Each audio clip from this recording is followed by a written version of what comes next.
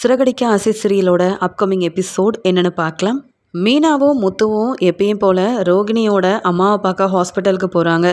அங்கே டாக்டர் சொல்கிறாங்க, இப்போ இந்த அம்மா ரொம்பவே நல்லாயிட்டாங்க, குணமாயிட்டாங்க, இவங்கள நீங்கள் வீட்டுக்கு கூட்டிகிட்டு போகலாம் அப்படின்னு சொல்லும்போது உடனே முத்துவும், சரிம்மா நீங்கள் இருங்க, உங்களை நானே கூட்டிகிட்டு போகிறேன், அதுக்கு முன்னாடி ஹாஸ்பிட்டல் செலவு எவ்வளோ ஆயிருக்குன்னு பார்த்து பணத்தை கொடுத்துட்டு வந்துடுறேன்னு சொல்ல, ஏற்கனவே ரோகிணி அவங்க அம்மா கிட்ட பணம் கொடுத்துட்டு போனதால் உடனே முத்துவை கூப்பிட்டு ரோகிணியோட அம்மா சொல்கிறாங்க, முத்து தம்பி, உங்களால் முடிஞ்ச அளவு உதவி செஞ்சிட்டீங்க, எனக்காக எவ்வளவோ பணத்தை வீண் செலவு செஞ்சுருக்கீங்க, என்னெல்லாம் இப்படி நீங்கள் பார்த்துக்கணுன்ற அவசியமே இல்லை, ஆனாலும் என் மேலே உங்களுக்கு அவ்வளோ அக்கறை, அவ்வளோ பாசம், என்கிட்ட கொஞ்சம் பணம் இருக்குது, அதை வாங்கிக்கிறீங்களா?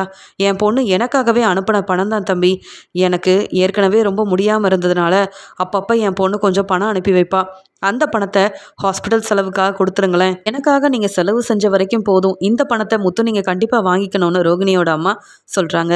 உடனே மீனாவும், என்னம்மா நீங்கள், நாங்கள் என்ன வேற யாரோவா, நீங்கள் எங்களுக்கு ரொம்ப தெரிஞ்சவங்க, கிருஷ்ண எங்களுக்கு ரொம்ப பிடிக்கும், உங்களுக்காக இந்த உதவியை கூட செய்யக்கூடாதான்னு சொல்லும்போது, இல்லைம்மா மீனா, நீயும் முத்து தம்பியும் கஷ்டப்பட்டு வேலை செய்கிறீங்க, நீங்கள் சம்பாதிக்கிறது உங்களுக்கே பத்தாதுன்னு எனக்கு நல்லா தெரியும், அந்த வீட்டில் நீங்கள் 2 பேரும் எந்த நிலமையில இருக்கீங்கன்னு தெரியும், நீங்கள் சம்பாதிக்கிற பணத்தை எங்களுக்கு கொடுத்துட்டா நீங்கள் ரொம்ப உங்கள் அம்மா முன்னாடி அவமானப்பட்டு நிற்பீங்க, அப்படி ஒரு நிலைமை உங்களுக்கு என்றைக்குமே வரக்கூடாது, ஏன்னா நீங்கள் 2 பேரும் ரொம்ப நல்லவங்க, அடுத்தவங்களுக்கு உதவி செய்கிறதுல எப்பயும் முன்னாடி வந்து நிற்பீங்க, இந்த பணத்தை வாங்கிக்கோங்க முத்து தம்பி, இதையே நீங்கள் வந்து அந்த ஹாஸ்பிட்டலில் கட்டிட்டு நீங்கள் அப்புறமா நீங்கள் கிளம்புனா கூட போதும், நானும் கிறிஷுமே வீட்டுக்கு போயிடுவோம், இப்போ தான் எனக்கு குணமாயிருச்சுல அப்படின்னு சொல்கிறாங்க.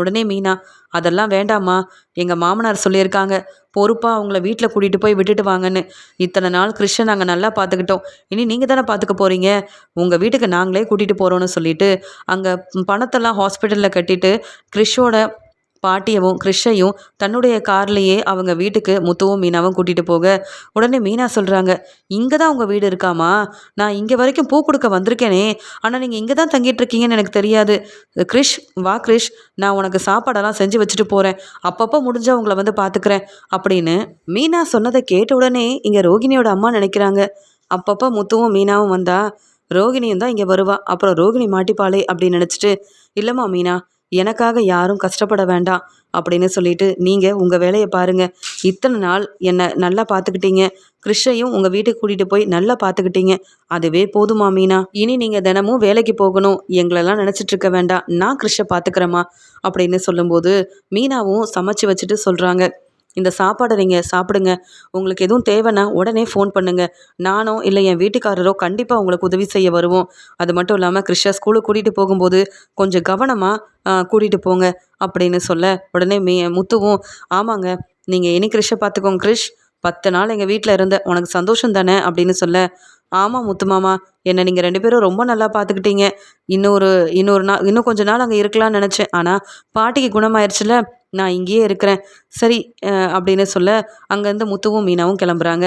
மீனா சொல்கிறாங்க, 2-3 நாள் ஆகுதுங்க, அங்கே பூ கொடுக்கவே நான் போகலை, அம்மா வேற ஃபோன் பண்ணிக்கிட்டே இருந்தாங்க, நாளையிலேருந்து சரியாக பூ கொடுக்க கிளம்பி போகணும், சீதா கிட்ட கூட ஃபோன் பேச முடியல அப்படின்னு சொல்ல, முதல்ல சீதா கிட்ட ஃபோனை பண்ணி சீதா நல்லா தான் இருக்காளான்னு கேளு, ஏன்னா அந்த அருண் மேலே எனக்கு இன்னும் நம்பிக்கை வரவே இல்லை, சீதா எப்படியோ அருணை விரும்பி கல்யாணம் பண்ணிக்கிட்டோன்னு அந்த அருணால் கஷ்டப்பட்டுறாமல் பார்த்துக்கணும் அப்படின்னு சொல்ல, அதெல்லாம் ஒரு பிரச்சனையும் வராது, சீதா நல்ல புத்திசாலி பொண்ணு, நல்லா யோசிச்சு தான் அருணை கல்யாணம் பண்ணியிருக்கா, அதனால் அருணால் சீதாவுக்கு என்ன பெரிய பிரச்சனை வந்துட போகுது அப்படின்னு மீனாவும் ரொம்ப நம்பிக்கையாக பேசுகிறாங்க. முத்து சவாரிக்கு கிளம்பி போகிறாரு. மீனா வீட்டுக்கு போக உடனே அண்ணாமலையும், என்னம்மா மீனா, அங்கே கிறிஷையும் கிறிஷோட பாட்டியவும் அவங்க வீட்டில் விட்டுட்டிங்களான்னு கேட்க, ஆமாம் மாமா, இப்போ தான் அவங்கள விட்டுட்டு உங்கள் பையன் சவாரிக்கு கிளம்பியிருக்காரு, நான் வீட்டுக்கு வரேன் அப்படின்னு சொல்கிறாங்க மீனா. உடனே விஜயா, அதானே பார்த்தேன், வெளியில் இருக்க வேலையெல்லாம் செய்வா இந்த மீனா, ஆனால் வீட்டில் இருக்கிறவங்கள கவனிக்க மாட்டா, அப்படி தானே, எப்போ பார்த்தாலும் உன் குடும்பத்தை பற்றி யோசிப்ப, இல்லை அந்த கிறிஷோட பாட்டி கிறிஷன்னு அவங்கள பற்றி யோசிக்கிறியே, வீட்டில் நாங்கள் சாப்பிட்டோமா என்ன செய்கிறோன்னு கவனிக்கிறியான்னு கேட்க, அத்தை உங்களுக்கு என்ன வேணுமோ எல்லாத்தையும் சமைச்சு வச்சுட்டு போனேன், அப்புறம் என்ன நான் யோசிக்கிறதுக்கு இருக்குது, உங்களுக்கு வேணும்னா நீங்கள் சாப்பிட்ருக்கலாமேன்னு சொல்லும்போது, ஏன் எங்களுக்கு உன்னால் வந்து சீக்கிரமாக பரிமாற முடியாதா, நீ வர வரைக்கும் சாப்பிடாம நாங்கள் காத்துட்ருக்கணும்னு நினைக்கிறியா, வீட்டு வேலையெல்லாம் நீ பார்த்துக்கிறதுனால ஏன் மருமகளாயிட முடியாது, ஆனால் வீட்டு வேலை செய்கிற நீ எங்களுக்கு என்ன வேணும்னு பார்த்து பார்த்து செய்யணும், புரியுதா, சீக்கிரம் வா, சாப்பாடு எடுத்து வை, எவ்வளோ நேரம் பார்த்துட்டு இருக்கிறது? இதே பார்வதி வீட்டுக்கு போயிருந்தா கூட பார்வதி சாப்பாடை கொடுத்துருப்பா. உன்னை நம்பி இன்னைக்கு வீட்டில் இருந்தேன் பாரு, என்ன சொல்லணும் அப்படின்னு திட்டிக்கிட்டே போக உடனே மீனா எல்லாருக்கும் சாப்பாடெல்லாம் எடுத்து வைக்கிறாங்க. விஜயா சொல்கிறாங்க, இன்னைக்கும் அந்த முத்துவுக்கு பிடிச்ச மாதிரி தான் சமைப்பேன், என்ன எங்ககிட்ட என்ன வேணும்னு கேட்க மாட்டியான்னு சொல்லும்போது, அத்தை உங்களுக்கு என்ன வேணுமோ சொல்லுங்க, சமைச்சு கொடுக்குறேன். ஆனால் என் வீட்டுக்காரருக்கு என்ன பிடிக்கும் தானே எனக்கு தெரியும். மற்றவங்களுக்குலாம் என்ன பிடிக்கும்னு கேட்க வேண்டிய அவசியமும் இல்லை, அது சமைச்சு கொடுக்க வேண்டிய அவசியமும் எனக்கு இல்லை. ஏன்னா நீங்கள் சொன்ன மாதிரி வேலை செய்கிறதுக்காக இந்த வீட்டுக்கு வரல, முத்துவோட மனைவியாக தான் இந்த வீட்டில் இருக்கேன். ஏன் வீட்டுக்காரருக்கு பிடிச்சதை சமைச்சிருக்கேன். வேணும்னா சாப்பிடுங்க, இல்லையா ரோகிணியை கூப்பிடுறேன், உங்களுக்கு என்ன வேணுமோ சமைச்சு கொடுக்க சொல்லுங்க. நான் மட்டும்தான் இந்த வீட்டுக்கு மருமகளா என்ன அப்படின்னு சொல்லிட்டு கிச்சனுக்குள்ளே போயிடுறாங்க. பாருங்கங்க, இந்த மீனா என்னெல்லாம் பேசுகிறான்னு. இத்தனை நாள் அந்த கிறிஷ் வீட்டில் இருந்தான், அவனுக்கு என்ன வேணும்னு இந்த மீனா கேட்டு கேட்டு சமைச்சு கொடுத்தாளே. நான் இந்த மீனாவோட மாமியார் தானே, எனக்கு என்ன வேணும்னு சமைச்சு தரமாட்டாளா? எல்லாம் நீங்களும் முத்துவும் இந்த மீனாவுக்கு கொடுக்குற இடம் தாங்க. இந்த முத்துவையும் நீங்கள் விட்டு கொடுக்க மீனாவையும் விட்டு கொடுக்க மாட்டேங்கிறீங்க. மீனா குடும்பத்தையும் தலையில் தூக்கி வச்சு கொண்டாடுறீங்கல்ல. அதான் மீனா முத்துவுக்காக மட்டும்தான் சமைப்பேன், வேணும்னா நீங்களே சமைச்சு சாப்பிடுங்கன்னு என்னையே எதிர்த்து பேசிட்டு போகிறா. சம்பாதிக்கிறதுக்கு முன்னாடியே இவ்வளோ திமிரா பேசுகிறா. இவெல்லாம் மனோஜ் மாதிரி லட்சக்கணக்கில் சம்பாதிச்சா இந்த மீனாவை கையில் பிடிக்க முடியாது போலையே. அப்புறம் வீட்டு வேலை எதையும் பார்க்க மாட்டா அப்படின்னு மீனா எதிர்த்து பேசிட்டாங்கன்னு விஜயா தாங்கிக்க முடியாமல் திட்டிக்கிட்டே இருக்க உடனே அண்ணாமலையும், மீனா நல்லா ருசியாக சமைச்சு கொடுக்குறா, சமைச்சு கொடுக்குறத அமைதியாக சாப்பிடாம அது என்ன முத்துவுக்கு பிடிச்சதை நீ சமைக்கக்கூடாதுன்னு சொன்னால் மீனாக்கு கோவம் வராதா? மீனாவும் இந்த வீட்டோட மருமக தான், வேணும்னா அவள் சமைச்சு கொடுக்குறத சாப்பிடு, ஆனால் இப்படியெல்லாம் பேசாத. மீனா உன்னை எதிர்த்து பேசுனதுல தப்பே இல்லை, மீனாக்கு தான் நான் சப்போர்ட் பண்ணுவேன், புரியுதா? சாப்பிட்டுட்டு போய் ரெஸ்ட் எடு அப்படின்னு சொல்லிட்டு அண்ணாமலை சாப்பிட்டுட்ருக்காரு. எதுவாக இருந்தாலும் எல்லாரும் மீனா பக்கம்தான் இருக்காங்க, மீனாக்கு தான் சப்போர்ட் பண்ணுறாங்க. நான் சொல்கிறத யாருமே புரிஞ்சுக்க மாட்டேங்கிறாங்க அப்படின்னு விஜயாவுக்கு கோபம் வருது. மீனா ரொம்ப நாள் கழிச்சு அவங்க அம்மாவை பார்க்கறதுக்காக வீட்டுக்கு போகிறாங்க. அந்த சமயம் இங்கே தனக்கு வேலை கிடைச்ச விஷயத்த ரொம்பவே சந்தோஷமாக மீனாவோட தம்பி சத்யா சொல்ல, இதை கேட்ட மீனா சந்தோஷப்படுறாங்க. முதல்ல அக்கா இந்த ஸ்வீட் எல்லாம் எடுத்துக்கக்கா, அதுவும் அருண் மாமாவால் இந்த வேலை கிடைச்சிருக்குக்கா அப்படின்னு சொல்லும்போது கேட்க ரொம்ப சந்தோஷமாக இருக்குது.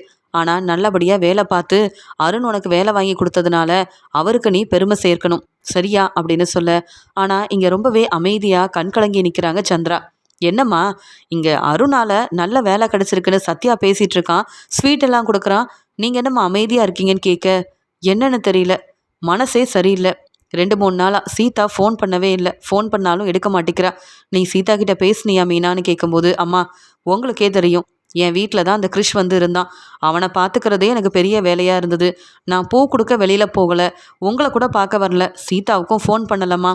ஏம்மா ஏதாவது பிரச்சனைன்னு உங்களுக்கு தெரிய வந்ததா அப்படின்னு கேட்கும்போது, இல்லை சீதா எப்பயுமே சந்தோஷமாக ஃபோன் பண்ணுவா, அன்னைக்கு கடையில் வந்து நின்று பேசிகிட்டு இருந்தா, அப்புறம் மாப்பிள்ளை வந்து கூட்டிகிட்டு போனதுக்கப்புறமா என்னை பார்க்க வரவும் இல்லை, ஃபோன் பண்ணவும் இல்லை, ஃபோன் பண்ணால் எடுத்து பேசவும் மாட்டேங்கிறா. மாப்பிள்ளைக்கு ஃபோன் பண்ணேன், அருண் மாப்பிள்ளையும் ஃபோன் எடுக்க மாட்டேங்கிறாரு, என்னன்னு தெரியல. அருண் மாப்பிள்ளையால் நம்ம சத்யாவுக்கு இந்த வேலை கிடச்சிருக்கு, அது ரொம்ப சந்தோஷந்தான். ஆனால் சீதா நல்லா இருக்கிறாளான்னு தெரியணும்ல மீனா, அதான் மனசு வேதனையாக இருக்குது. என்னதான் உங்களுக்கெல்லாம் கல்யாணம் ஆனாலும் கல்யாணம் பண்ணி போன இடத்துல நீங்கள் சந்தோஷமாக இருக்கிறீங்கன்னு கேட்டால் தான் கொஞ்சம் நிம்மதியாக இருக்கே தவிர்த்து என்ன சொல்கிறது. பேசாமல் சீதாவை போய் பார்த்துட்டு வரலாமான்னு நினைக்கிறேன் அப்படின்னு சொல்ல, உடனே மீனாவும், அம்மா ஏற்கனவே இப்போ தானம்மா அங்கே மாப்பிள்ளை விருந்து வைக்கிறோன்னு கூப்பிட்டாங்க, போயிட்டு வந்தோம். அடிக்கடி போனால் நம்மளை தப்பாக நினைக்க மாட்டாங்களா? அவங்க நம்மளை நல்லாதாம்மா மதிப்பு மரியாதை கொடுக்குறாங்க, இருந்தாலும் நம்ம பொண்ணை கொடுத்துருக்கோம், அங்கே நம்மளை சரியாக அவங்க புரிஞ்சுப்பாங்களான்னு கூட தெரியாது, அடிக்கடி போய் பார்க்கலாமான்னு தெரியலையேன்னு சொல்ல, சரி இருங்கம்மா நானே சீதாக்கு ஃபோன் பண்ணுறேன், என்னன்னு பார்ப்போம் அப்படின்னு உடனே மீனா அங்கேருந்து சீதாக்கு ஃபோன் பண்ணுறாங்க.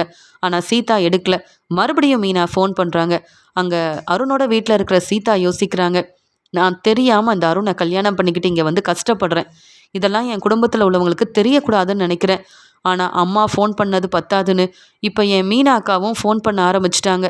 ஃபோன் எடுத்து பேசலைன்னா ஏதோ பிரச்சனைன்னு எல்லாரும் இங்கே வந்துடுவாங்க, அப்புறம் அவ்வளவுதான். என் அருணை பற்றின உண்மை எல்லாத்தையும் நான் எல்லார்கிட்டையும் சொல்ல வேண்டியதாக போயிருமே அப்படின்னு அழுதுகிட்டே இருக்கிற சீதா நினைக்கிறாங்க. உடனே மீனா, ஆமாம்மா நீங்கள் சொன்னது சரிதான், நான் ஃபோன் பண்ணாலும் சீதா எடுக்க மாட்டேங்கிறா, பேசாமல் வாங்க, பக்கத்தில் தானே இருக்கா அவங்க வீடு, நானே உங்களை கூட்டிகிட்டு போகிறேம்மான்னு சொல்லிட்டு இருக்கும்போதே சீதா மறுபடியும் ஃபோன் பண்ணிடுறாங்க. உடனே மீனாவும், அம்மா சீதா தாம்மா, சீதாவுக்கு கண்டிப்பாக எந்த பிரச்சனையும் இருக்காது, இருங்கம்மா நான் பேசிட்டு கொடுக்குறேன்னு ஃபோன் எடுத்து பேச, உடனே சீதா, அக்கா என்னக்கா ஃபோன் பண்ணியிருந்த போல அப்படின்னு கேட்க, ஏன் சீதா நாங்கள் ஃபோன் பண்ணாதான் நீ ஃபோன் பண்ணுவியா என்ன? அம்மா கிட்ட பேசியிருக்கலாம், இல்லை நீ என்கிட்டயாவது ஃபோன் பண்ணி பேசியிருக்கலாம். சரி, நீ எப்படி இருக்க? நல்லா இருக்கியா? உன் வீட்டுக்கு தான் கிளம்பி வரணும்னு இருந்தோம். நல்ல வேளை நீ ஃபோன் பண்ணிட்ட. உனக்கு அங்கே அருணாலேயோ இல்லை அருண் வீட்லேயோ எந்த பிரச்சனையும் இல்லையே. நீ சந்தோஷமா தானே இருக்க? அருணை விரும்பி நீ கல்யாணம் பண்ணியிருக்க. அது எப்படி சந்தோஷமா இல்லாமல் இருப்ப? அப்படின்னு மீனா சிரிச்சுக்கிட்டே பேச, உடனே இங்கே சீதா அமைதியா, ஆமாக்கா, ரொம்ப நல்லா இருக்கேன். இப்பதான் எல்லார பற்றியும் எனக்கே தெரியுது. நீ நினைக்கிற மாதிரி சந்தோஷமா தான்க்கா இருக்கேன். நான் தானே விரும்பி இந்த அருணை கல்யாணம் பண்ணிக்கிட்டேன். அதான் நல்லா அனுபவிச்சுட்டு இருக்கேன் அப்படின்னு சொல்ல, என்ன சொல்கிற சீதா அப்படின்னு கேட்க, இல்லைக்கா, ஒன்றும் இல்லை, எந்த பிரச்சனையும் இல்லைக்கா, நான் பார்த்துக்கிறேன்க்கா அப்படின்னு சொல்ல, அம்மா நல்லா இருக்காங்களா? நான் அம்மாவை கேட்டதா சொல்லு. இன்னும் ஒரு 2-3 நாள் கழிச்சு உங்களெல்லாம் நான் பார்க்குறேன்க்கா. கொஞ்சம் எனக்கு முடியல, அதான் ரெஸ்ட் எடுத்துட்டு இருக்கேன். அப்புறமா பேசட்டுமா அப்படின்னு சரியாக பேசாமல் ஃபோனை வச்சிடுறாங்க. உடனே மீனா யோசிக்கிறாங்க, என் வீட்டுக்காரர் எப்பயுமே சொல்வார், அந்த அருண் சரியில்லை, அருணோட குணம் சரியே இல்லை. சீதா வேற அந்த அருணை நம்பி கல்யாணம் முடிச்சு போயிருக்கா. எப்பயுமே சீதா கிட்ட ஃபோன் பண்ணி நீ கேட்கணும், அந்த அருண் எப்போ வேணாலும் மனசு மாறுவான். சீதாவை நல்லபடியாக அந்த அருண் பார்த்துக்கணும். அதெல்லாம் நடக்குதா இல்லையான்னு நீ ஃபோன் பண்ணி கேட்டுக்கிட்டே இருன்னு சீதா மேலே உள்ள அக்கறையில் அந்த அருண் மேலே நம்பிக்கையே இல்லாமல் என் வீட்டுக்காரர் சொல்வார். எனக்கு என்னவோ இன்னைக்கு சீதா பேசுனது சரியாகவே தெரியல. ஏதோ கொஞ்சம் அமைதியாக ரொம்ப மனவேதனையோடு பேசின மாதிரில இருக்குது. ஒருவேளை என் வீட்டுக்காரர் சொன்ன மாதிரி அருணால் பிரச்சனை வந்திருக்குமா? ஆனால் அன்னைக்கு நாங்கள் போனப்போ எல்லார்கிட்டையும் அருண் ரொம்ப நல்லபடியாக பேசினாரே. இந்த மாதிரி மாப்பிள்ளை கிடைக்க கொடுத்து வச்சிருக்கணும்னு என் அம்மா கூட அருணை விட்டு கொடுக்காம புகழ்ந்து பாராட்டி பேசினாங்க. என் தம்பிக்கெல்லாம் வேலை வாய்ப்பெல்லாம் வாங்கி கொடுத்தாரே. இப்படிப்பட்ட வாய்ப்பெல்லாம் வாங்கி கொடுக்க ஒரு நல்ல மனசு வேணும்னு நாங்கள் எல்லாரும் அருணை பாராட்டினோமே. அதுக்கிடையில் இந்த அருணுக்கு என்னாச்சு? இல்லை அருணோட அம்மாவுக்கு தான் என்னாச்சு? ஏன் இப்படி சீதா ரொம்ப அமைதியாக இவ்வளோ மனசு வேதனையோடு பேசுகிறான்னு தெரியல. அவள் அழுதுகிட்டே தான் பேசுகிறா. அவள் நல்லா தான் இருக்கா, அவளுக்கு எதுவும் ஆகலை. ஆனால் ஏதோ ஒரு பிரச்சனை அங்கே நடந்திருக்கு அப்படின்னு மீனா சந்தேகப்பட ஆரம்பிக்க, உடனே சந்திராவும், என்ன மீனா நீ சீதா கிட்ட பேசின, நான் பேசணும்ல, ஃபோனை என்கிட்ட கொடுக்காம ஏன் வச்சுட்டேன்னு கேட்க, அம்மா நான் ஃபோனை வைக்கலம்மா, சீதாவே சரியாக பேசலை, அவளுக்கு ஏதோ அங்கே பிரச்சனை, அதான் ஒழுங்காக பேசாமல் ஃபோனை வச்சுட்டா. அருணை பற்றி நான் கேட்டால் எந்த பதிலும் சொல்ல மாட்டேங்கிறாமா. ஒருவேளை அந்த அருணால் சீதாவுக்கு பிரச்சனையாக இருக்குமோ? என் வீட்டுக்காரர் அப்போவே அந்த அருண் மேலே சந்தேகப்பட்டார்.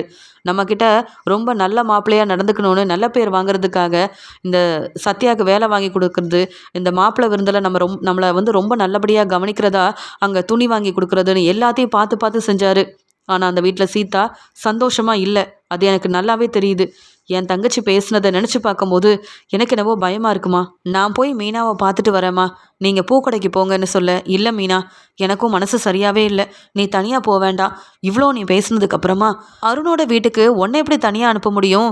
இப்போ சத்யா வீட்டில் இருந்தால் கூட பரவாயில்ல, சத்யாவும் வேலைக்கு கிளம்பிட்டு இருக்கான். பேசாமல் நீயும் நானும் போய் அங்கே சீதாவை பார்த்துட்டு வரலாம். அப்படி ஏதாவது பிரச்சனைனா சீதாவை இங்கே கூட்டிகிட்டு வந்துடலாம். என் பொண்ணெல்லாம் நான் கஷ்டப்பட விடவே மாட்டேன் அப்படின்னு சொல்கிறாங்க. நான் மட்டும் என்னம்மா என் தங்கச்சியை விட்டு கொடுத்துருவேனா? அது மட்டும் இல்லைம்மா, நானும் கண்டிப்பாக எதுவும் பிரச்சனைனா அருணை சும்மா விட மாட்டேம்மா. நீங்கள் அமைதியாக இருங்க, நீங்கள் வந்தால் ரொம்ப மனசு வேதனைப்படுவீங்க. நான் இருக்கேன்ல, நானே போயிட்டு வரேன் அப்படின்னு மீனா உடனே சீதாவை பார்க்கறதுக்காக அருணோட வீட்டுக்கு கிளம்பி போகிறாங்க. ஆனால் அங்கே அருண் சீதாவை திட்டிகிட்டு இருக்காரு. என்ன வேலை செஞ்சு வச்சுருக்க? நான் எப்பயுமே உன்கிட்ட நின்று பொறுமையாக இதெல்லாம் பேசிகிட்டு இருக்க முடியுமா? வீட்டுக்கு மருமகளாக எத்தனை நாள் ஆகுது? எங்கள் அம்மாவே வீட்டு வேலை செஞ்சு கொடுத்துட்ருக்கணுமா என்ன? ஏதோ அன்னைக்கு சமைச்சு கொடுக்க சொன்னாங்க, நானும் எங்கள் அம்மாவும் உனக்கு சமைச்சு எல்லாம் கொடுத்தோம். அதுக்குன்னு வீட்டுக்கு வந்த மருமக நீ எங்களை பார்த்துக்கணுமா, இல்லை நாங்கள் சமைச்சு கொடுத்து உன்னை பார்த்துக்கணுமா? ஒரு வேலையும் சரியாக செய்ய மாட்டேங்கிற. ஆனால் எல்லார் முன்னாடியும் உன்னை சந்தோஷமாக பார்த்துக்கணுன்னு வேற சொல்லிகிட்டு இருக்க. அது மட்டும் இல்லாமல் உன் அக்கா, உன் அம்மா, உன் மாமான்னு யாரும் இந்த வீட்டு பக்கம் வரக்கூடாது, ஃபோன் பண்ணி பேசக்கூடாதுன்னு சொன்னேன்.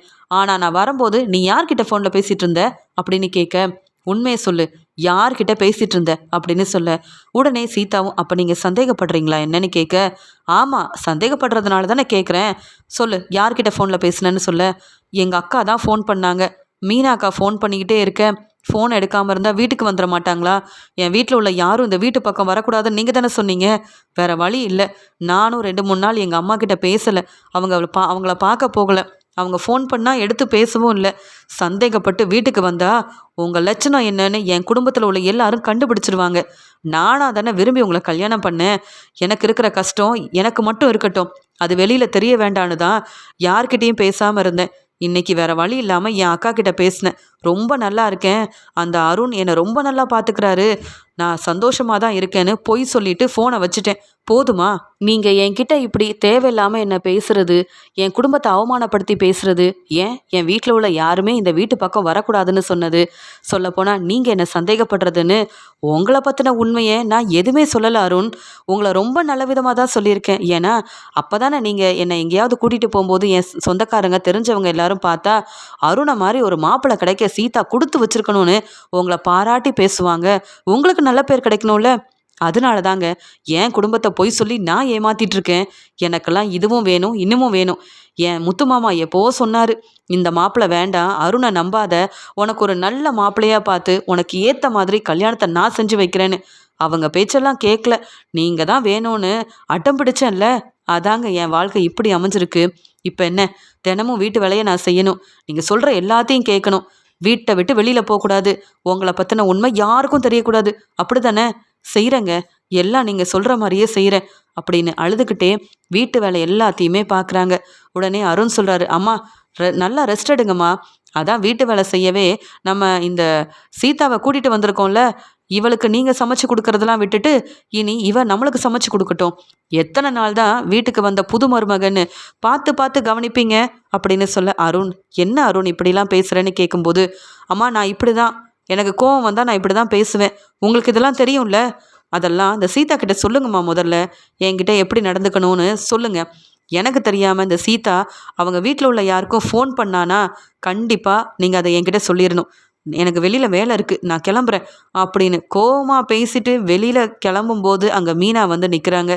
மீனாவை பார்த்த அருண் என்ன செய்யன்னு தெரியாமல் சிரிச்சுக்கிட்டே, வாங்க மீனா, நீங்களா, எப்போ வந்தீங்க, உள்ளே வாங்க மீனா, சீதா யார் வந்திருக்காங்கன்னு பாரு, உன் அக்கா வந்திருக்காங்க, நீ தான் வர சொன்னியா சீதான்னு கேட்க, இல்லைங்க நான் வர சொல்லலை அக்கா, நானா உனக்கு என்னைக்காவது ஃபோன் பண்ணேனாக்கா, இல்லைல்ல அப்படின்னு பதட்டமாக சீதா பேசும்போது, இல்லை அருண் நானாக தான் வந்தேன்.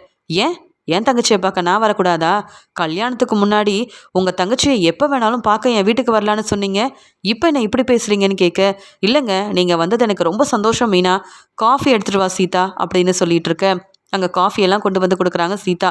உடனே அருணோட அம்மாவும் மீனா கிட்ட கேட்குறாங்க, மீனா நீ நல்லா இருக்கியாம்மா, உங்கள் அம்மா எப்படி இருக்காங்கன்னு கேட்க, அதெல்லாம் சரிதான், என் தங்கச்சி சீதா இந்த வீட்டில் நல்லா இருக்காளா அப்படின்னு மீனா கேட்க, சீதாவுக்கு என்னம்மா, சமைச்சு கொடுக்க நான் இருக்கேன், சீதாவை பார்த்துக்க அருண் இருக்கான், சீதாவுக்கு என்னம்மா பிரச்சனை வரப்போகுது அப்படின்னு திருன்னு முழிச்சுக்கிட்டே சீதாவை பார்க்குறாங்க அருணோட அம்மா. உடனே சீதாவும் சிரிச்சுக்கிட்டே, ஆமாக்கா, எனக்கு என்னை என் மாமியார் ரொம்ப நல்லா பார்த்துக்கிறாங்க, சமைக்க கூட விட மாட்டாங்க, வீட்டு வேலை எல்லாத்தையும் என் மாமியார் தான் பார்த்துக்கிறாங்க, நானும் அருணும் அப்பப்போ வெளியில் வேற போயிடுவோங்க்கா, நான் ரொம்ப சந்தோஷமாகவே இருக்கேன் மீனாக்கா, இதை அம்மா கிட்ட அப்படியே சொல்லிடு அப்படின்னு சொல்லும்போது, பார்த்தாலே தெரியுது நீ ரொம்ப சந்தோஷமா இருக்கேன்னு. அருண் பேச பேச நீ ஏன் இவ்வளோ பதட்டமாகறன்னு தான் எனக்கு தெரியல. உண்மையாகவே அருண் உன்னை நல்லா பார்த்துக்கிறாடான்னு சொல்லும்போது உடனே அருணும், என்னங்க மீனா வந்ததுலேருந்து என்ன சந்தேகமாகவே பேசுகிறீங்க, என்ன முத்து மாதிரி பேசி என்னையும் சீதாவையும் பிரிக்கலான்னு நினைக்கிறீங்களா? ஏங்க என் மனைவியை எப்படி பார்த்துக்கணும்னு எனக்கு தெரியாதா? பாத்தியா சீதா, இதுக்கு தான் சொன்னேன் உன் வீட்டிலேருந்து யாராவது வந்தா உள்ளே விடாதன்னு.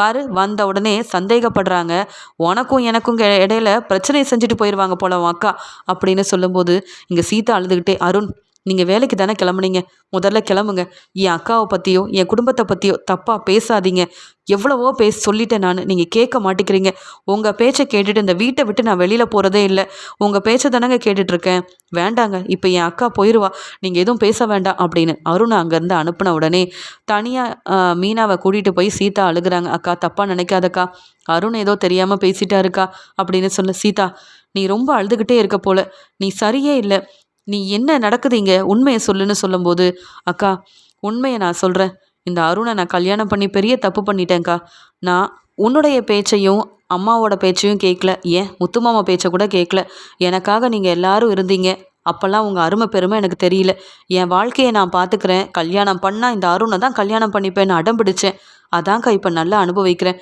இந்த அருண் என்னை சந்தேகப்படுறாரு, வெளியில் போகக்கூடாதுன்னு சொல்கிறாரு, யார்கிட்டையும் ஃபோனில் பேசக்கூடாது, உன் சொந்தக்காரங்க உன் அம்மா தம்பி அக்கான்னு யாருமே இங்கே வரக்கூடாது, நீயும் அவங்க வீட்டுக்கு போகக்கூடாது, மற்றபடி என்னை நீ யார்கிட்டையும் தப்பாக பேசவே கூடாது அப்படின்லாம் சொல்லி திட்டுறாருக்கா. முதல்ல என் மாமியார் வீட்டு வேலையெல்லாம் செஞ்சாங்க, என்னை நல்லா தான் பார்த்துக்கிட்டாங்க. ஆனால் இப்போ நீ வீட்டு வேலையை செய்ய மாட்டேங்கிறேன்னு அருணா இருக்கட்டும், அருணோட அம்மான்னு எல்லாருமே ரொம்ப திட்டுறாங்கக்கா. நான் எல்லா வேலையும் நான் தான் பார்க்குறேன். சொல்லப்போனால் என் மாமியாரை கூட எந்த வேலையும் நான் செய்ய விடுறதில்ல. ஆனாலும் எப்போ பார்த்தாலும் நிம்மதியே இல்லாமல் என்னை கொஞ்சம் கூட சந்தோஷமாக இருக்க விடாமல் திட்டிக்கிட்டே இருக்காங்க. இந்த வீட்டில் நான் தனியாக இருக்கிற மாதிரி இருக்குக்கா, ரொம்ப கஷ்டமாக இருக்குதுக்கா அப்படின்னு சொல்லி அழுகுறாங்க. இதுக்கு தானே அப்போவே சொன்னேன், கொஞ்சம் யோசிச்சு நல்ல முடிவாயிடுன்னு. நீ யார் பேச்சை கேட்ட? இப்போ கஷ்டத்தை அனுபவிக்கிறது நீ தானே. உன்னால் நாங்களும் கண் கலங்கி நிற்கிறோம் அப்படின்னு சொல்ல, வேண்டாங்க்கா, இது என் வாழ்க்கை, இதை பற்றி நீ அம்மா கிட்ட சொல்லவே வேண்டாம். என்னை நீ கண்டுக்கவும் கண்டுக்காத. இனி யாரும் எனக்கு ஃபோன் பண்ணாதீங்க. என்னை தேடியோ என்னை விசாரிக்கவோ இந்த வீட்டு பக்கம் கூட வராதிங்கக்கா. அப்படி என்னை தேடி நீங்கள் வந்தால் இப்படி தான் அருண் உங்களையும் அவமானப்படுத்துவார். என்னால் என் குடும்பம் தலகுனியவே கூடாது அப்படின்னு சொல்லி ரொம்ப மனசு வேதனைப்படுறாங்க. தன்னுடைய வேலைக்கு போன அருண் அங்கே வேலையை பார்த்துட்டு இருக்கும்போது சிட்டியோட ஆளுங்க நல்லாவே ட்ரிங்க்ஸ் பண்ணிட்டு அங்கே வந்து பிரச்சனை செய்கிறத பார்த்துட்டு வசமாக அந்த ஆளுங்களை வெளுத்து வாங்கி போலீஸில் மாட்டி விட்டுறாரு அருண். இது உடனே சிட்டிக்கு தெரிய வர சிட்டி சொல்கிறாரு, அது யாரு, புதுசாக வந்திருக்காரா, அந்த பேர் வேற அருணாமே அப்படின்னு சொல்ல, அது வேற யாரும் இல்லை, சீதாவோட வீட்டுக்காரர் தான். இந்த அருணை தான் சீதா கல்யாணம் பண்ணியிருக்கா. இந்த அருணால தான் நம்ம சத்யாவுக்கு பெரிய வேலை வேற கிடச்சிருக்கானே. அதனால் அந்த சத்யா கூட நம்மளை மதிக்க மாட்டேங்கிறான். அந்த மீனா முத்துன்னு யாருமே சந்தோஷமாக இருக்கக்கூடாதுன்னு நீங்கள் நினச்சிங்கல்ல. இந்த அருணால அந்த சந்திரா வீட்டில் உள்ள எல்லாரும் ரொம்ப சந்தோஷமாக இருக்காங்களானே அப்படின்னு அங்கே சிட்டியோட ஆளுங்க வந்து அருணை பற்றி சொல்ல, அப்பா இந்த அருண் நிம்மதியாக இருக்கவே கூடாது. இவனும் முத்து மாதிரியே நம்மளுக்கு பிரச்சனை செய்ய ஆரம்பிச்சிட்டானே. முத்து பிரச்சனை செஞ்சு நம்மளை அவமானப்படுத்தினதுனால தான் யார் யார்கிட்டலாம் நம்ம பணம் கொடுத்தோமோ அந்த பணத்தை வாங்க முடியாத ஒரு நிலைமையில இருக்கும். இப்போ முத்து அவன் வேலையை பார்க்குறான். ஆனால் பெரிய பொறுப்பில் இருக்க அருண் நம்மளோட வேலையில் தலையிட்டு இருக்கான், பிரச்சனை செய்கிறான். நம்ம ஆளுங்களையே போலீஸ்கிட்ட வசமாக மாட்டி விட்டுட்டானா இந்த அருண் இனி இருக்கவே கூடாது. அவன் இருந்தால் தானே நம்மளுக்கு பிரச்சனை. நம்ம ஆளுங்களை அனுப்பி நம்ம ஆளுங்களை போலீஸில் மாட்டி விட்ட அந்த அருணுக்கு சரியான பாடம் புகட்டணும் அப்படின்னு சிட்டி சொல்கிறாரு. உடனே அங்கே சிட்டியோட ஆளுங்களும், அண்ணே நீங்கள் சொல்கிறது உண்மைதானா, அந்த அருணை இப்படிலாம் நாங்கள் செய்யணுமான்னு கேட்க, நான் சொன்னதை மட்டும் செய். இப்படி தான் முத்துவை பார்த்து பயந்தீங்க. அந்த முத்துவால் சரியாக நமக்கு யாரும் மதிப்பு மரியாதை தரமாட்டிக்கிறாங்க. பணத்தை கேட்க போனால் கூட யாரும் மதிக்க மாட்டேங்கிறாங்க. இதே மாதிரி அதே வீட்டில் இருக்கிற அருண் நமக்கு பிரச்சனை செய்ய ஆரம்பிச்சிட்டான். இவனை இப்படியே விட்டுறக்கூடாது அப்படின்னு சொல்லி ரொம்ப கோவமாக தன்னுடைய ஆளுங்களை அங்கே சிட்டி அனுப்புகிறாரு. சிட்டியோட ஆளுங்க இங்கே அருண் வேலையை முடிச்சுட்டு வீட்டுக்கு கிளம்பி போகும்போது அருணால தான் அவங்க ஆளுங்க எல்லாரும் போலீஸில் மாட்டிக்கிட்டாங்க. அருண் வேணும்னே எங்கள் வழியில் வராரு, இனி அந்த அருண் இருக்கவே கூடாது அப்படின்னு சொல்லி சிட்டி சொன்ன மாதிரியே அந்த அருணை வெளுத்து வாங்கி அவங்க நினச்சதை செய்யணும் அப்படின்னு நினைக்கிறாங்க. அங்கே தனியாக இருந்த அருணால் அங்கே வந்த ஆளுங்களை சமாளிக்க முடியல, ரொம்ப கஷ்டப்படுறாரு. அந்த சிட்டியோட ஆளுங்க அருணை வெளுத்து வாங்கிடுறாங்க. எங்கள் ஆளுங்களையா நீ உள்ளே அனுப்புன, எங்களையா நீ போலீஸில் மாட்டி விடணும்னு நினைக்கிற, நீ இருந்தா தானடா நீ வந்து எங்களுக்கு பிரச்சனை செய்வ, நீ இல்லைன்னா உன்னை நீ இருக்கவே கூடாதுன்னு தான் சிட்டி அண்ணன் எங்களை அனுப்புனாரு அப்படின்னு சொல்லி சொல்லி வெளுத்துவாங்க. அந்த பக்கம் சவாரி முடிச்சுட்டு வந்த முத்து பார்க்க, என்னது இது, இந்த அருணாச்சே, இவனை எதுக்கு இந்த சிட்டியோட ஆளுங்க வெளுத்து வாங்கிட்டு இருக்காங்க, நம்மக்கிட்ட பிரச்சனை செஞ்ச மாதிரியே இந்த அருண் அவன் வேலையை இவங்கக்கிட்ட காமிச்சா சும்மா விடுவாங்களா, ஆனாலும் சீதாவுக்காக நம்ம இந்த அருணை காப்பாற்றி தான் ஆகணும் அப்படின்னு உடனே காரை நிப்பாட்டிட்டு அங்கே வந்த முத்து அந்த அந்த ஆளுங்களை வந்து அங்கேருந்து அனுப்ப பார்க்குறாரு. எப்படியாவது இந்த அருணை காப்பாற்றணும் அப்படின்னு நினச்சி அந்த ஆளுங்களெல்லாம் வெளுத்து வாங்குறாரு. உடனே முத்துவை பார்த்துட்டு அந்த சிட்டியோட ஆளுங்க, முத்து வந்துட்டான், அது மட்டும் இல்லை சீதாவோட வீட்டுக்காரராச்சே, கண்டிப்பாக முத்து சொந்தக்காரங்க தானே, அதனால தான் உதவி செய்ய வந்திருக்கான் போல். இந்த அருணால் நம்மளை ஒன்றும் செய்ய முடியாது, ஆனால் முத்துக்கிட்ட மாட்டினோம், அவன் நம்மளை சும்மா விட மாட்டான், இங்கேருந்து கிளம்பிடுவோம், நம்ம நினச்சி வந்தது இந்த அருணை சும்மா விடக்கூடாதுன்னு, நம்ம வேலை முடிஞ்சிருச்சு அப்படின்னு அங்கேருந்து கிளம்பிடுறாங்க. உடனே முத்துவும் அந்த ஆளுங்களை வெளுத்து வாங்கி அங்கேருந்து அனுப்பிட்டு இங்கே பார்க்கும்போது அருண் ரொம்பவே முடியாமல் கஷ்டப்பட்டுட்டு இருக்காரு. சிட்டியோட ஆளுங்க அருணை ரொம்ப வெளுத்து வாங்கியிருக்காங்க, அதனால் கண்முழிக்க முடியாமல் இருக்காரு. அருணை பார்த்துட்டு இங்கே முத்து அருணை எப்படியாவது காப்பாற்றணும்னு பக்கத்தில் இருக்க ஹாஸ்பிட்டலுக்கு கூட்டிகிட்டு போய் சேர்க்குறாரு. அங்கே நடந்த எல்லாத்தையும் சொல்லிட்டு, அருண் இப்படிப்பட்ட ஒரு பொறுப்பான வேலையில் தான் இருக்கார், சீக்கிரமாக ட்ரீட்மெண்ட்டை ஆரம்பிங்க, இங்கே இவருக்கு எதுவும் ஆயிடக்கூடாது, எவ்வளோ செலவானாலும் பரவாயில்ல அப்படின்னு சொல்லி அங்கே டாக்டர்கிட்ட சொல்ல உடனே ட்ரீட்மெண்ட் எல்லாம் ஆரம்பிக்கிறாங்க. ஆனால் அருண் கண்முழிக்கவே இல்லைன்னு உடனே, இதை எப்படி நான் சீதா கிட்ட சொல்ல, இல்லை மீனா வீட்டில் உள்ளவங்ககிட்ட சொல்கிறது, ஏற்கனவே சீதா விரும்பி இந்த அருணை வேற கல்யாணம் பண்ணியிருக்காளே, இந்த அருணுக்கு இப்படி ஆயிடுச்சுன்னு தெரிஞ்சால் யாரும் தாங்கிக்க மாட்டாங்களேன்னு முத்து கண் கலங்கி நிற்கிறாரு. உடனே டாக்டர் முத்துக்கிட்ட சொல்கிறாங்க, கொஞ்சம் அவருக்கு பிரச்சனை தான். சீக்கிரமாகவே செய்ய வேண்டிய ட்ரீட்மெண்ட் செய்யணும். உடனே நீங்கள் ஒரு 3,00,000 நீங்கள் கொடுக்கணும். நீங்கள் அந்த 3,00,000 பணத்தையும் கட்டிட்டீங்கன்னா நாங்கள் செய்ய வேண்டிய எல்லா வேலையும் ஆரம்பிச்சிருவோம். ட்ரீட்மெண்ட்டை சரியாக கொடுத்துருவோம் அப்படின்னு சொல்ல, உடனே முத்துவும் தன்னுடைய ஃப்ரெண்டை வர வச்சு பணத்தை ஏற்பாடு பண்ணி எப்படியாவது அருணை காப்பாற்றணும். அருண் கண் முழிச்சதுக்கு அப்புறமா தான் இந்த விஷயத்தையே நம்ம சீதா கிட்ட சொல்லணும். சீதா கண்டிப்பாக ரொம்ப கஷ்டப்படுவா. சீதாவாக இருக்கட்டும், சீதாவோட அம்மானு இதெல்லாம் தெரிஞ்சுக்கிட்டு அவங்க மனசு வேதனைப்படக்கூடாது அப்படின்னு முத்து தனியாக இருந்து அருணை நல்லாவே பார்த்துக்கிறாரு. இங்கே என்னென்ன வேணுமோ எல்லாத்தையுமே வாங்கிட்டு வந்து கொடுக்கறது செய்கிறதுன்னு எல்லாத்தையும் பார்த்துக்க, அங்கே கொஞ்ச நேரம் கழித்து ட்ரீட்மெண்ட் நல்லபடியாக முடியுது. அருணும் கண்முழிச்சு பார்க்க, என்ன நடந்தது? அந்த ஆளுங்களாம் வந்தாங்க. ஆனால் எனக்கு அப்போவே மயக்கமாயிருச்சு. அவனுங்க என்னை வெளுத்து வாங்கினானுங்க. கண்முழிக்க கூட முடியல.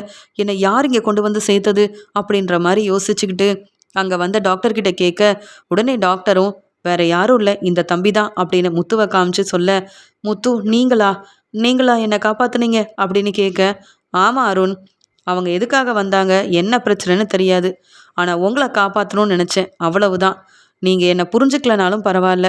இப்படி நீங்கள் இருக்கும்போது என்னால் பார்த்துட்டு சும்மா போக முடியாதுல்லன்னு சொல்ல, அப்போ தான் இங்கே வந்து அருண் நினைக்கிறாரு, இந்த முத்துவை எல்லா விஷயத்துலையும் அவமானப்படுத்தணும்னு நினச்சேன்.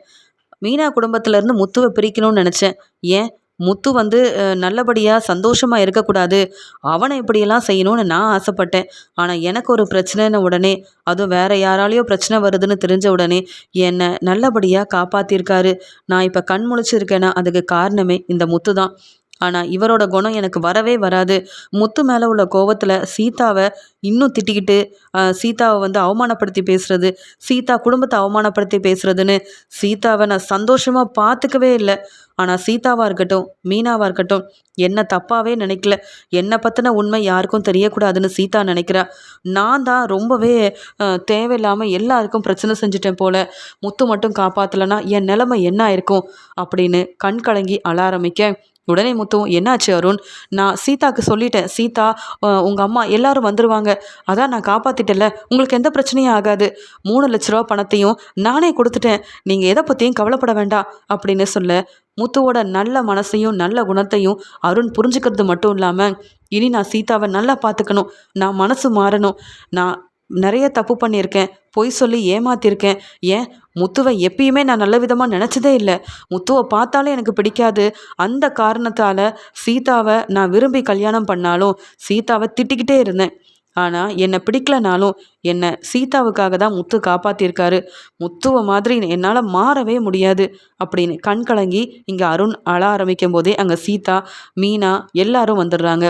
உடனே அருணோட அம்மா, முத்து தம்பி ரொம்ப நன்றிப்பா, நீ மட்டும் சரியான நேரத்துக்கு வரலன்னா என் பையனை நாங்கள் பார்த்துருக்கவே முடியாது அப்படின்னு சொல்ல, உடனே டாக்டரும் அதுதாம்மா உண்மை, முத்து தம்பி மட்டும் வரலன்னா இங்கே அருணுக்கு என்ன வேணாலும் ஆயிருக்கலாம். சரியான நேரத்தில் கூப்பிட்டு வந்து சேர்த்தது மட்டும் இல்லாமல் ட்ரீட்மெண்ட்டுக்காக உடனே 3,00,000 பணத்தையும் ஏற்பாடு பண்ணி கொடுக்க நாங்கள் நல்லபடியாக ட்ரீட்மெண்ட் செஞ்சு இப்போ உங்கள் பையன் நல்லா இருக்காரு. இல்லைனா அவர் குணமாக இருக்கவும் மாட்டார், இதே மாதிரி பெரிய பிரச்சனை வந்திருக்கும் அப்படின்னு சொல்ல, உடனே சீதா, மாமா ரொம்ப நன்றி மாமா, நான் உங்கள் பேச்சை கேட்கல, உங்கள் பேச்சை கேட்டிருந்தா நான் சந்தோஷமாக இருந்திருப்பேன், ஆனால் அதனால் நான் நல்லாவே அனுபவிக்கிறேன் மாமா. ஆனாலும் இந்த இந்த அருண் உங்களை கொஞ்சம் கூட மதிச்சதில்லை, உங்களை பார்த்தாலே அருணுக்கு பிடிக்காது. ஆனாலும் எனக்காக எவ்வளோ பெரிய உதவி செஞ்சுருக்கீங்க. என் வாழ்க்கையில் நீங்கள் செஞ்ச எதையும் என்னால் மறக்கக்கூட முடியாது. என்னை மன்னிச்சிருங்க மாமா, ரொம்ப நன்றி மாமா அப்படின்னு சொல்லி மன்னிப்பும் கேட்குறாங்க. அவங்க செஞ்ச தப்புக்காக அருண் தன்னை வீட்டில் எப்படிலாம் நடத்துகிறாருன்னு தெரிஞ்சுக்கிட்டு மன்னிப்பு கேட்குறாங்க. முத்து செஞ்ச உதவிக்காக நன்றியும் சொல்கிறாங்க சீதா. இதை பார்த்த சந்திரா சொல்கிறாங்க, பார்த்தீங்களா அருண் மாப்பிள்ளை, நீங்கள் முத்து மாப்பிள்ளையை பிடிக்காமல் பிரச்சனை செய்யணும்னு நினச்சிருக்கீங்க.